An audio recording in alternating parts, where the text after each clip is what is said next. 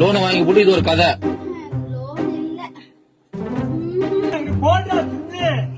ஆளு கொண்டு ஆந்தா கிடைச்சா சின்ன போடுறாங்க. காசு தானே பழகா. அம்மா இப்ப சொல்லற நான் உனக்கு கொடுக்கிறேன். கொடுக்கறேன் யாரு எப்ப கொடுக்குறது? ஆட்டா இன்னைக்கு நான் கொடுத்துட்டேன், நாளைக்கு உனக்கு கொடுப்பா. நீ வாங்கிட்டு போ பலகா. அவசரப்படாத. எத்தனை நாள்? 3ஆம் தேதி இருந்தா? ஆமா பலகா, 3ஆம் தேதி விடு. ரொம்ப நாள் ஆச்சு. விடு, நீ ஈஸியா சொல்ற, வீட்டுல உட்காந்து விடு. நான் போய் பேசி பண்றதுக்கு.